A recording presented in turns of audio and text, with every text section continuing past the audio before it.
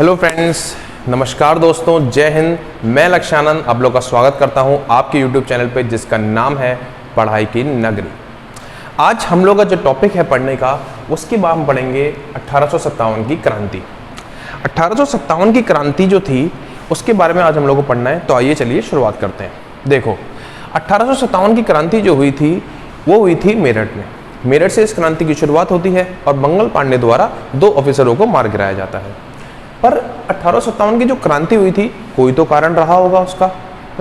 कुछ हम लोग आगे कारण भी पढ़ेंगे, डिटेल में समझेंगे उसका कारण क्या रहा। 1857 जो क्रांति उसका कारण क्या रहा, वो स्टार्ट कहाँ से हुई, उसका प्रारंभ कहाँ से हुआ, उसका विस्तार, मतलब कि 1857 की जो क्रांति थी वो किस किस एरिया में, भारत के किस किस एरिया में वो चलाई गई थी।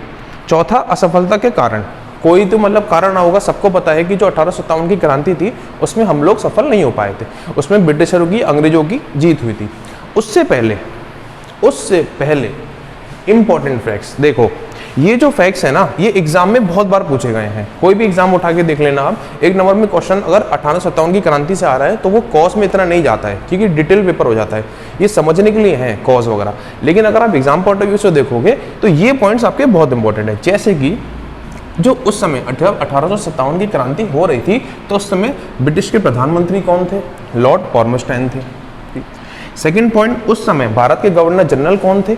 लॉर्ड कैनिंग थे। ये बहुत बार क्वेश्चन पूछा गया है कि जब 1857 की क्रांति हो रही थी तो उस समय भारत के गवर्नर जनरल कौन थे? लॉर्ड कैनिंग के टाइम पे 1857 की क्रांति हुई थी। ये केबीसी में भी पूछा था। मुगल एम्परर कौन थे? बहादुर शाह जफर II थे।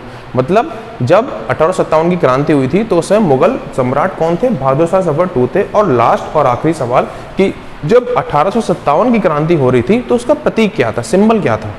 रोटी और कमल। रोटी कपड़ा मकान नहीं था दोस्तों, ढंग से समझना, रोटी और कमल था।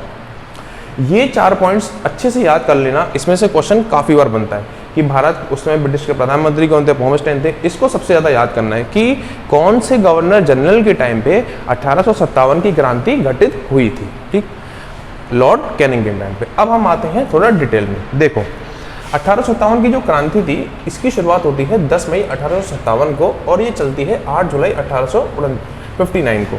ठीक, 2 पॉइंट। तीसरा पॉइंट, इसको कुछ कुछ नामों से जाना जाता है। जैसे कि क्या नाम दिए गए थे भैया, ये भी देख लो। अब देखो, इसको सिपाही विद्रोह के नाम से बोला गया था, इसको भारतीय विद्रोह के नाम से बोला गया था और इसको भारत का राष्ट्रीय आंदोलन के नाम से भी बोला जाता है। आखिरी में, वीडियो के आखिरी में मैं आपको कुछ बुक्स भी लिखवाऊंगा जिनके नाम एग्जाम में बाकायदा पूछे जाते हैं। तो अब ये हमें थोड़ा एक बेसिक पता लग गया कि 1857 की क्रांति में ये तो मेन लोग थे जिनके बारे में हमें याद करना है और उसके कारण, स्टार्टिंग, ये सब हम लोग अभी डिटेल में वीडियो में आके देखेंगे। ओके, तो दोस्तों अब हम पढ़ेंगे 1857 की क्रांति के कुछ कारण। देखो, जैसे कि मैंने आपको बताया था कि 1857 की जो क्रांति हुई थी वो उसकी शुरुआत होती है मेरठ में। अब जब इसकी क्रांति हुई तो कुछ तो कारण रहा होगा। पागल कुत्ते ने तो काटा नहीं था लोगों को कि चलो आओ लड़ लें, है ना। तो देखो, उसके कुछ मुख्य कारण थे। पहला कारण था political cause, religious cause, economical और मिलिट्री कॉज। पहला कारण जिसके बारे में हम लोग पढ़ेंगे वो है आपका पॉलिटिकल कॉज।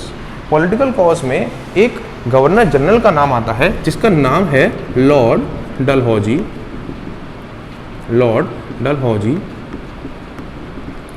इसने एक हड़प नीति शुरू की थी। लॉर्ड डलहौजी के द्वारा एक हड़प नीति की शुरुआत की गई थी जिसका नाम, जिसको इंग्लिश में बोला जाता है डॉक्ट्रीन ऑफ लैप्स। इसके द्वारा क्या था? इसके द्वारा कि अगर मान लीजिए अगर कोई राजा था किसी किंगडम का, अगर किसी राज्य का कोई राजा है और अगर उसको निसंतान उसकी मौत हो जाती है तो, या उसको संतान नहीं है, तो वो बच्चे को अडॉप्ट करते थे। लेकिन वो जो बच्चा जिन्होंने, अगर उसने अडॉप्ट किया है तो वो उस राज्य का राज्याधिकारी या उसको राजा नहीं बनाया जाता था। ठीक है, इसकी शुरुआत की थी लॉर्ड डलहौजी ने। इसको हम इंग्लिश में कहते हैं डॉक्ट्रिन ऑफ लैप्स। इसको हिंदी में बोला जाता था हड़प नीति। हड़प नीति। इसमें यह भी सवाल पूछा जाता है कि जब हड़प नीति हुई थी या हड़प नीति के अनुसार लॉर्ड डलहौजी ने कौन सा ऐसा पहला शहर था या पहला राज्य था जिसके ऊपर कब्जा किया था? याद रखना, सतारा। सतारा ये जो महाराष्ट्र में पड़ता है, 1848 में सतारा के ऊपर सबसे पहले लॉर्ड डलहौजी ने कब्जा किया था। और लास्ट में जो इसका शहर था वो आपका अवध, ये जो यूपी वाला क्षेत्र आता है इसको, ये कब किया था? 1856 में। देखो, पॉलिटिकल कॉज में लॉर्ड डलहौजी गवर्नर जनरल रहे हैं, जिन्होंने एक डॉक्ट्रिन ऑफ लैप्स सती हड़प नीति शुरुआत की थी, जिसके द्वारा अगर बच्चा गोद लिया हुआ है तो वो उस राज्य का राजा नहीं बन पाएगा। दूसरा पॉलिटिकल कॉज जो हम लोग को नजर आता है, जो हम लोग पढ़ते हैं, वो आता है आपका सब्सिडियरी अलायंस। सब्सिडियरी अलायंस के कारण भी इसका बोला जाता है। इसमें सब्सिडियरी अलायंस का मतलब ये था दोस्तों कि अगर मान लीजिए कोई अगर राजा है किसी क्षेत्र का, तो उस जो अंग्रेज थे ना, उसको मतलब खूब डरा जरूर देते थे कि नहीं आपको मतलब कुछ तरीके से आप ये लोग वॉर कर देंगे, आप हमें अपना राज्य दे दो, फिर हम आपको पैसा वैसा देंगे। उस राज्य को हड़प लिया जाता था, उसके बाद फिर वो लोग कब्जा करना शुरू कर देते और फिर इंडियंस को मारना पीटना, मतलब थोड़ा बहुत उन पर अत्याचार करना, उनको पेमेंट वगैरह नहीं देना। तो ये मुख्य दो कारण हैं जो बोले जाते हैं पॉलिटिकल कॉज किसके, 1857 की क्रांति के। अगला कारण जो हम लोग पढ़ेंगे दोस्तों वो है रिलीजियस कॉज में सबसे पहले था इंटरफेइंग मतलब दखल अंदाजी कौन करता था, अंग्रेज करते थे। किसमें, जो भारतीयों को ऐसा लगने लगा कि जो अंग्रेज है ना वो हमारे जो कल्चर है, इंडियन कल्चर है, उसमें दखल अंदाजी कर रहे हैं। ये भी एक रिलीजियस कॉज माना जाता है। जैसे कुछ प्रथाएं थी, जैसे कुछ प्रथा चलती आ रही थी तो वो दखल अंदाजी करते थे। अगर मान लो सती प्रथा अंग्रेजों ने खत्म करी तो कुछ इंडियंस को ये भी लगता था कि सती प्रथा खत्म करी, ये तो हमारे में दखल अंदाजी है। ये भी एक पॉइंट माना जाता है। तीसरा एक जो पॉइंट आता है दोस्तों वो है आपका इकोनॉमिकल मतलब होता है आपका कि जो टैक्स है, वैक्सेशन है, एग्रीकल्चर है, मतलब कि जो लेबर लोग थे, लेबर क्लास के जो लोग थे, जो काम करते थे, माल मजदूरी करते या जो खेती बाड़ी करते थे, उन पे टैक्स की बहुत ज़्यादा वृद्धि करी हुई थी। अगर मान लीजिए कहीं सूखा भी पड़ा है तो भी वहाँ पे टैक्स में ना कोई भी उनको छूट नहीं दी जाती थी। तो ये भी एक इकोनॉमिकल कारण माना जाता है 1857 की क्रांति का। चौथा कारण जो हम लोग पढ़ेंगे दोस्तों वो है मिलिट्री का। आर्मी जो थी, आर्मी के जो अफसर थे, army Indians were racial discrimination मतलब उनसे इंडियंस के जो अफसर थे आर्मी में, उनसे डिस्क्रिमिनेशन किया जाता था। मतलब कि जैसे जो इंडियन आर्मी के जो अफसर थे उन्हें पेंशन नहीं देना, ठीक है, उन्हें इतनी सैलरी नहीं देना, प्रमोशन नहीं देना। अगर इंडियन आर्मी का कोई अफसर अच्छा अफसर है, लेकिन अगर अंग्रेज का कोई छोटा सा अफसर है, पोस्ट पे है, तो उसको वो सल्यूट कर देना, सल्यूट मानना पड़ता था। तो थोड़ा सा मतभेद, मतलब थोड़ा नहीं काफ़ी मतभेद इंडियन आर्मी के अफसरों के संग हो रहा था। इसको हम मिलिट्री कॉज के नाम से भी जानते हैं। तो ये दोस्तों हमने 4 मुख्य कारण पढ़े 1857 की क्रांति के: political cause, religious cause, economical cause और मिलिट्री कॉज। अब हम आगे टेबल देखेंगे, जिस टेबल के अनुसार कि जब 1857 क्रांति शुरू हुई तो इंडिया के कुछ राज्यों में शुरुआत होती है, तो हर राज्य में एक लीडर होता है, उसके बारे में हम आगे पढ़ेंगे। ठीक है, देखो मेरे चीतों, अब देखो, अब हमने इतना पढ़ लिया था कि 1857 की जो क्रांति होती है उसके कॉज पढ़ लिए। ठीक है, फटाफट पॉलिटिकल कॉज पढ़ लिए, सोशल कॉज पढ़ लिए, रिलीजियस कॉज पढ़ लिए, इकोनॉमिकल कॉज पढ़ लिए। अब हम जब देखेंगे ना कि 1857 की जो क्रांति है ना, उसकी शुरुआत होती है कहाँ से, मैंने बताया मेरठ से। लेकिन वास्तविकता में अगर आप देखोगे,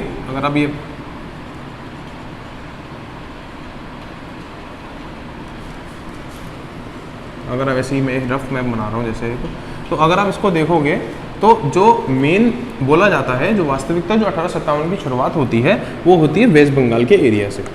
वेस्ट बंगाल में एक नाम है बैरकपुर एरिया, बैरकपुर एरिया में इसकी शुरुआत मानी जाती है। भैया यहाँ क्या होता है ना, 29 मार्च 1857 को मंगल पांडे जी 2 ऑफिसरों को पेल देते हैं, समझे। मंगल पांडे 2 ऑफिसरों को मार देते हैं, जिनका नाम क्या था, ह्यूडसन और बॉग। अब क्या होता है, मंगल पांडे 29 मार्च 1857 को दोनों को मार देते हैं और मंगल पांडे को 8 अप्रैल को फांसी की सजा हो जाती है। ठीक है, फांसी हो जाती है। अब देखो, बैरकपुर वेस्ट बंगाल में एक जगह थी जहां से मेन इसकी शुरुआत बोली जाती है। 29 मार्च 1857 को मंगल पांडे इन 2 अफसरों को मार देते हैं और ह्यूडसन और बॉग को मार देते हैं। 8 अप्रैल को फांसी दे दी जाती है। लेकिन अगर एग्जाम में पूछा जाता है कि 1857 की क्रांति की शुरुआत कहाँ हुई, तो आप बैरकपुर आंसर नहीं करोगे बच्चा, तो आप आंसर क्या करोगे बच्चा, आप आंसर करोगे मेरठ।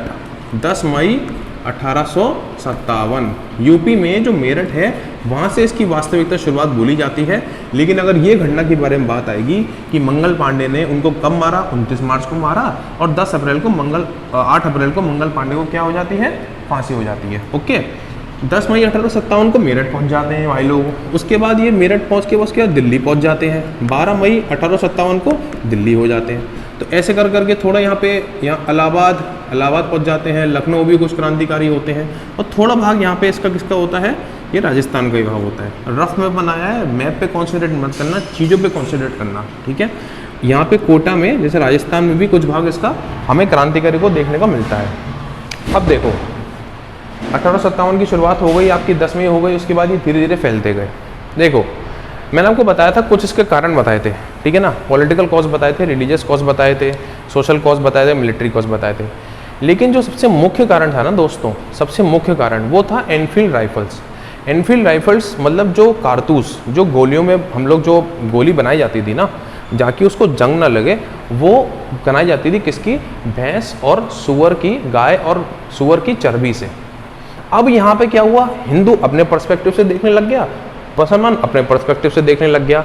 हिंदू ने देखा, अरे भैया हमारी गाय की तुम मारोगे, गाय के चर्बी से वो बनाओगे बंदूक, तुम्हारे ऐसे के तैसे दत्त, ठीक है। अब मुसलमान लोगों में क्या है कि अगर आपने मुंह से, मुसलमान कुछ लोग ये भी देखते हैं कि अगर अपने मुंह से आपने सुअर बोल दिया ना, मुंह से बोलने की बात कर रहा हूँ, मारने काटने की तो बात ही नहीं कर रहा हूँ, तो आपका मुंह, आप अशुद्ध हो गए। याद रखना, आप अशुद्ध हो गए 2-3 महीनों के लिए, 6 महीने के लिए, जो भी है, हमें मतलब नहीं है यार कितने महीनों के लिए। मैं एक बात बता रहा हूँ, रिलीजियस कॉज में भी ये था कि सबसे मेन और इफेक्टिव कॉज यही माना जाता है। जो गोली थी ना, वो जो चर्बी थी किसकी बनी, गाय और सुअर की चर्बी से बनाई गई थी। गोली का जो लेप लगाते हैं ना कि जंग ना लगे, उसको मुंह से खोलना पड़ता था, वो मुंह हमें लगानी पड़ती थी। तो मंगल पांडे ने कहा ऐसा है, हम ये तो ना कर पाएंगे। उन्होंने कहा बेटा तुम कैसे नहीं करोगे, उन्होंने बेटा हम ऐसे नहीं करेंगे। उन्होंने 2 लोगों को मार दिया, ठीक है। अब क्या होता है, बैरकपुर में ये घटना हो जाती है, ये पहुंच जाते हैं मेरठ, उसके बाद दिल्ली पहुंच जाते हैं। अगर आप ये थोड़ा मैप देखोगे ना, मैप मत देखो, मुझे पता ज़्यादा अच्छा नहीं बना है, वो मेन कंसंट्रेशन नहीं है, मेन कंसंट्रेशन इधर है। अगर आप ये देखोगे ना बच्चों कि जो 1857 की जो लड़ाई थी ना, वो खाली इसी एरिया में नहीं फैली हुई थी। ये देखो आप, एरिया देखो आप, इसके एरिया के बाहर इतना पर्सपेक्टिव नहीं था। नॉर्थ ईस्टर्न स्टेट्स में थी, नहीं थी, साउथर्न इंडिया में थी। साउथर्न इंडिया देखो पूरा खाली पड़ा है, साउथर्न इंडिया वालों ने इतना पार्ट नहीं लिया था। दक्षिण हमारा हिंदुस्तान है, पार्ट नहीं लिया था उन्होंने। तो ये भी एक कॉज है हमारे फेलियर का। मैंने बताया ना 1857 की क्रांति में हम लोग फेल हो गए थे, उसके कॉज हम आगे पढ़ेंगे। लेकिन उनमें से एक ये भी कॉज है कि जो पूरा भारत है ना, पूरा भारत इकट्ठा होकर नहीं आया था आगे, सिर्फ इसी एरिया में लड़ाई चल रही थी। इनको क्या हो रहा है नहीं पता था, ज़्यादा एरिया भी नहीं थे ऊपर के, ठीक है। अब हम देखो ये पढ़ेंगे, जैसा मैंने आपको बताया कि मेरठ में चली, दिल्ली में चली, कानपुर में चली, इलाहाबाद में चली, तो वहाँ पे ना कुछ इंडियन लीडर्स थे जो एग्जाम पॉइंट ऑफ व्यू से बहुत इंपॉर्टेंट है। ये 1.5-2 साल पहले एग्जाम में आया था कि जो कानपुर है, कानपुर में जब 1857 की लड़ाई हुई थी तो कौन इंडियन लीडर था जिसने वो लीड किया था, ठीक है। अब मैं वो लिखवाता हूँ आपको। मैप मुझे पता है थोड़ा मैप जज है, लेकिन समझाने के लिए था, ठीक है। अब देखो सबसे पहले हमें याद रखना है दिल्ली के बारे में। अरे क्या दोस्तों, दिल्ली के बारे में, दिल्ली में हमारे जो इंडियन लीडर थे और जो ब्रिटिश थे, इनके 2 नाम हमें याद रखने हैं बस, ठीक है। ब्रिटिश चाहे इतना इंपॉर्टेंट नहीं है, कम पूछा जाता है, लेकिन इंडियन लीडर काफ़ी बार पूछा गया है एग्जाम में। दिल्ली में कौन था, बहादुर शाह जफर 2 थे, बहादुर शाह जफर 2, ठीक है। ये बहादुर शाह जफर 2 वही हैं जब मेरठ से दिल्ली आ रहे थे ना क्रांतिकारी, तो इनको बोला था कि आप एम्परर बन जाओ, जबकि इनकी उम्र थी काफ़ी ज़्यादा, 70-80 साल के थे ये। अब उस उम्र में तुम बोलोगे एम्परर बन जाओ तो कुछ लोगों को तो दिक्कत होगी ना। तो ये भी एक लीडर था, ये भी एक मतलब एक कॉज था कि आपस में मतलब मतभेद और वो होना, अभी तुमने उनको लीडर बना दिया, उनकी उम्र देखिए तुमने कितनी बची है, तो ठीक है। अब इनकी जो मौत हुई थी, कभी कभी हो सकता है पूछ ले, इनकी जो डेथ हुई थी आपकी, वो हुई थी रंगून में, ठीक है। रंगून में जाके इनकी डेथ हुई थी। अगर आपको पूछता है कि ब्रिटिश के उस समय लीडर कौन थे दिल्ली में, तो कौन थे, जॉन निकोलसन कौन थे, ब्रिटिश के लीडर थे। मतलब उस समय जो ब्रिटिश के लीडर थे, जो लीड कर रहे थे अलग अलग स्टेट्स में, अलग अलग जगह पे, सॉरी, वो कौन थे, ये थे। अब सेकंड जो आएगा आपका क्या था, कानपुर में कौन थे, सबके भैया, सबसे मेन आदमी नाना साहेब और तांत्या तोपे, तांत्या तोपे। अब ठीक है, नाना साहेब और तांत्या तोपे थे, ठीक है। अब नाना साहेब को क्या बोला जाता है? दोदू पंत बोला जाता है, ये भी याद रखना, ठीक है। दोदू पंत बोला जाता है, दोदू पंत, ये एग्जाम में आया हुआ है। दोदू पंत, नाना नायब को किस और नाम से जाना जाता है? तो दोदू पंत के नाम से जाना जाता है, ठीक है। अगर तांत्या तोपे का पूछता है तो रामचंद्र पांडुरंग, रामचंद्र पांडुरंग, रामचंद्र पांडुरंग के नाम से किसको जाना जाता है? एग्जाम में आया वो क्वेश्चन है दोस्तों, बता रहा हूँ मैं। तांत्या तोपे को किस नाम से जाना जाता है? रामचंद्र पांडुरंग के नाम से जाना जाता है। अब यहाँ पे अगर ब्रिटिश का पूछ लेगा तो कौन है? Colin Campbell, colonel Campbell. इतना याद करो, नहीं करो कोई टेंशन नहीं है बेटा, ब्रिटिश को याद करो मत करो, भारत को याद कर लो दोस्तों, भारत को। अगले कौन सा हम पढ़ेंगे? लखनऊ। लखनऊ में कौन था भैया? लखनऊ में एक भैया नहीं थे, बहन थी, इनका नाम था बेगम हजरत महल। आपने जब इतिहास अगर आप पढ़ते होगे तो आपने बंगाल के वो जो उनके लीडर्स थे, अवध के जो नवाब वगैरह थे, उनके बारे में पढ़ा होगा। तो ये जो थे ना, बेगम हजरत महल जो थी ना, ये सेकंड वाइफ थी किसकी? वाजिद आदिल शाह की। अच्छा, अब अगर पूछूं मैं ब्रिटिश में कौन थे? यही भाई साहब थे। बेगम हजरत महल को बोला जाता है कि इन्होंने मतलब कि क्रांतिकारियों से खुद जाके मतलब बोला था कि हमारे दल में शामिल हो जाइए, और हमें मतलब 1870 की क्रांति में इनका अच्छा खासा रोल था। खुद ही घोड़े पे जाके लोगों को मारना, ये नहीं कि खाली ऑर्डर देना। इनकी जो मौत हुई थी वो नेपाल में हुई थी, ये नेपाल चली गई थी, वहाँ पर इनकी डेथ हुई थी, ठीक है। अब हम कौन सा चौथा जो पढ़ेंगे? दिल्ली हो गया, कानपुर हो गया, लखनऊ हो गया, झांसी। यूपी का मेन शहर तो रही गया, सबसे मेन तो वही है झांसी। झांसी में कौन था? ये सबको पता होता है। पूछ लो बिहार में कौन था? अरे सर। पूछ लो लखनऊ में कौन था? अरे सर। बोलो झांसी में कौन था? झांसी में कौन था? अरे सर, ये तो आता है सर। झांसी में कौन था ये भी बताने की जरूरत है क्या? रानी लक्ष्मीबाई। पता है जो ह्यूज रोज थे ना, यहाँ पे ब्रिटिश के ह्यूज रोज थे, ये मतलब ब्रिटिश के उस समय लीडर थे। तो उन्होंने पता ये बोला था कि जो 1857 की क्रांति में जितने भी लोग हैं ना, जितने भी लोगों ने फाइट किए, जितने भी इंडियन लीडर्स मिले, उनमें एक ही मर्द है, वो है रानी लक्ष्मीबाई। सबसे अच्छा अगर किसी ने फाइट दिए थे तो रानी लक्ष्मीबाई ने दिया था, ये ह्यूज रोज ने बोला था। मैंने बताया था ना, एक पॉलिटिकल कॉज बताया था आप लोगों को, जिसमें डलहौजी जो है हड़प नीति अपनाते हैं, है ना, कि अगर किसी को संतान नहीं है और अगर वो बच्चा अडॉप्ट कर ले तो उसको वो राज्य नहीं दिया जाता है। तो अगर आप कभी रानी लक्ष्मीबाई की फ़ोटो देखोगे, अगर आप पिक्चरों में या किसी में, तो एक पीछे उनके घोड़े पे पीछे एक बच्चा बंधा हुआ है ना, घोड़े पे जब वो बैठी है उनकी पीठ पे एक बच्चा बंधा हुआ है, तो वो उनका बच्चा नहीं था, तो वो गोद लिया हुआ बच्चा था। वो चाहती थी कि उनका राज्य उनको दिया जाए, पर डलहौजी ने आके चुल कर दी थी, ठीक है। अगला हम जो पढ़ेंगे ना बच्चों, वो हम पढ़ेंगे किसके बारे में? बिहार के बारे में। बिहार के बारे में कभी कभी पूछ लेता है, बिहार में कौन था? कुंवर सिंह थे, कुबेर सिंह, ठीक है, कुबेर सिंह जी थे। और लास्ट इलाहाबाद, सॉरी इलाहाबाद, देखो उस समय इलाहाबाद ही था यार, प्रयागराज क्या, ठीक है। इलाहाबाद में कौन थे आपके? लियाकत अली थे, लियाकत अली। इलाहाबाद में कौन थे? लियाकत अली थे। और बिहार में कौन थे? कुंवर सिंह थे, ठीक है। यहाँ पे अगर पूछ लेगा विलियम टेलर, अगर ब्रिटिश का वो पूछ ले लीडर कौन था, ब्रिटिश में कौन देख रहा था बिहार में? William Taylor. इलाहाबाद में कौन देख रहा था? कोलिन नील, ठीक है, कर्नल नील। इससे बाहर मैं बता रहा हूँ, अगर एग्जाम देखो, छोटे एग्जाम की बात कर रहा हूँ, वनडे एग्जाम्स में यही चीज़ें पूछी जाती हैं। या तो आपसे पूछ लेगा, तारीख पूछ लेगा कि 1857 की क्रांति की शुरुआत कहाँ हुई थी, ठीक है, ये सब पूछ लेगा। फटाफट नोट करो। इसके बाद बस एक कुछ बुक्स हैं वो लिखवानी है, बड़ी गर्मी है यार।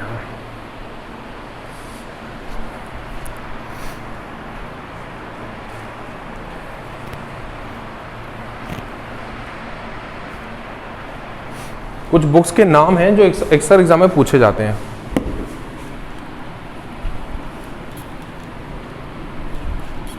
ये देखो याद रखना, एग्जाम में ना कभी भी ये नहीं पूछा जाएगा कि क्या ये पॉलिटिकल कॉज था, क्या ये पॉलिटिकल कॉज नहीं था, क्या रिलीजियस कॉज था। कॉज इसलिए है ना कि आपको समझ आए कि 1857 की क्रांति थी, उसके पीछे उद्देश्य क्या था। जब होता है ना पानी सर के ऊपर निकल जाता है, तब ये क्रांति शुरू हुई। और अगर ढंग से हो जाती तो शायद कुछ बात, रिजल्ट उसका अलग होता। तो जो पहली बुक एग्जाम में पूछी जाती है, 4-5 बुक्स के नाम है जो पूछी जाती है, उसका नाम है 1857। मतलब ये नाम है 1857 की जो बुक है वो किसने लिखी है पूछेगा, SN सेन ने लिखी है। ओके, 1857 जो बुक है वो किसने लिखी है, 1800 SN सेन ने। अगर पूछ ले आपको रेबिलियन 1857 किसने लिखी है आपकी बुक, तो PN जोशी ने लिखी है। ओके, अगर बोल ले सिविल रेबिलियन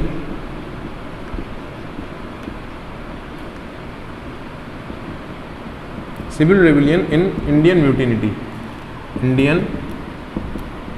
म्यूटिनिटी, अगर ये पूछ ले किसने लिखी है, तो ये किसने लिखी है, चौधरी साहब ने लिखी है,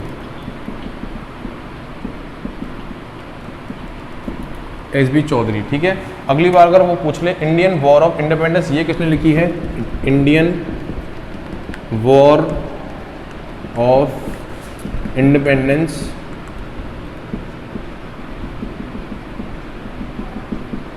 ये जो बुक है ना, इसको इंपॉर्टेंट करना, ये बुक एग्जाम में पूछी गई है। कभी 1857 के क्वेश्चन निकालना कि जो एग्जाम में पूछे गए हैं, ये आपको मिलेगा। Indian war of independence book किसने लिखी है, VD सरवाकर ने लिखी है, सरवाकर ने। ठीक है, VD सरवाकर ने बुक लिखी है। और लास्ट बुक जो थोड़ी और ज़्यादा इंपॉर्टेंट है, फर्स्ट वॉर ऑफ इंडिपेंडेंस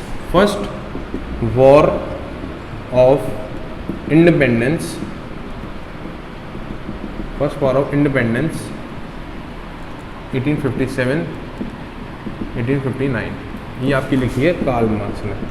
ये फॉरेन राइटर है, ठीक है, Karl Marx. First war of independence 1857 से 59, ये किसने लिखी है, कार्ल मार्क्स ने लिखी है। 1857 बुक किसने लिखी है, SN सेन ने लिखी है। रेबिलियन अगर आ जाएगा, रेबिलियन तो जोशी साहब ने लिखी है। ठीक है, उसके बाद सिविल रेबिलियन, अगर सिविल आ जाएगा तो जो सिविल होती है, सिविल में रहते हैं भैया चौधरी साहब, सिविल में रहते हैं, तो SB चौधरी ने लिखी है। ये बुक जरूर याद रखना। Indian war of independence VD सरवाकर ने लिखी है। और फर्स्ट वॉर ऑफ इंडिपेंडेंस 1857 से 1859 कार्ल मार्क्स। ठीक है, अब अगर मैं बात करूं एक क्विक रिवीजन की, देखो याद रखना, अगर मैं क्वेश्चन के हिसाब से बात कर रहा हूं, तो अगर क्वेश्चन आता है कि 1857 की जो लड़ाई थी उसकी शुरुआत कब हुई थी, 10 मई 1857। 29 मार्च 1857 को क्या हुआ था, 29 मार्च 1857 को मंगल पांडे ने 2 ऑफिसरों को मार दिया था। ठीक है, 34 इन्फेंट बैटरी के थे, ठीक है, मिलिट्री बैटरी। उसके बाद बटालियन के थे। ये जो शुरुआत होती है 10 मई 1857 से 8 जुलाई 1859 तक चलती है। ये कुछ बुक्स के नाम है जो याद रखने। चौथा बता रहा हूँ एग्जाम पॉइंट ऑफ व्यू से, दिल्ली में लीडर कौन थे, ब्रिटिश, चाहे जो ब्रिटिश के ऑफिसर है ना, उनको चाहे वनडे एग्जाम्स के लिए इतना याद मत करना, कोई टेंशन नहीं, लेकिन जो इंडियन लीडर्स है ना, कि ये पूछा जाएगा कि इलाहाबाद में 1857 को लीड कौन कर रहा था। झांसी में नहीं पूछा जाएगा, झांसी बहुत आसान हो जाता है सवाल, सबको पता रहता है झांसी में रानी लक्ष्मीबाई है, झांसी की रानी। ठीक है, अगर दिल्ली में पूछ ले, मेरठ में पूछ ले, इलाहाबाद में पूछ ले, लखनऊ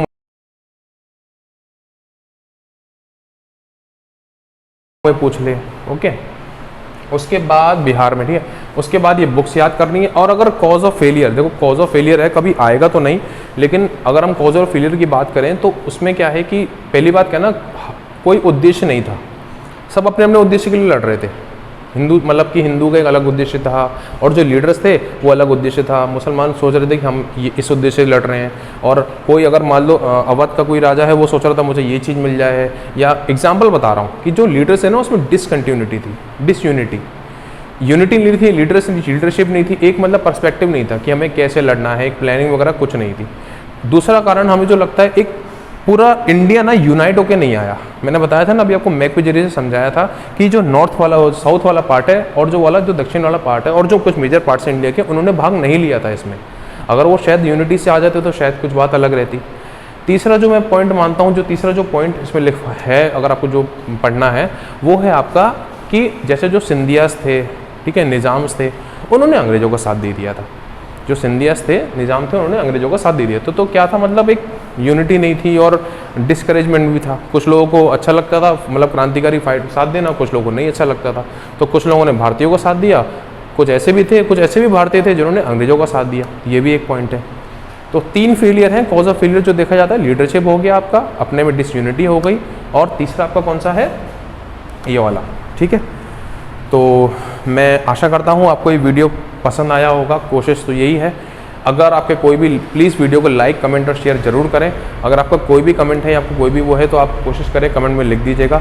मैं लक्ष्यानंद बहुत बहुत धन्यवाद करता हूँ आपका इस वीडियो देखने के लिए। बस अब सुनो 1 मिनट यार, लाइक, शेयर, सब्सक्राइब कर दो यार, कर दो। ओके दोस्तों, thank you so much for watching this video. Like, share और सब्सक्राइब जरूर करें इस चैनल को, जो ही आपका चैनल है पढ़ाई की नगरी। थैंक यू दोस्तों।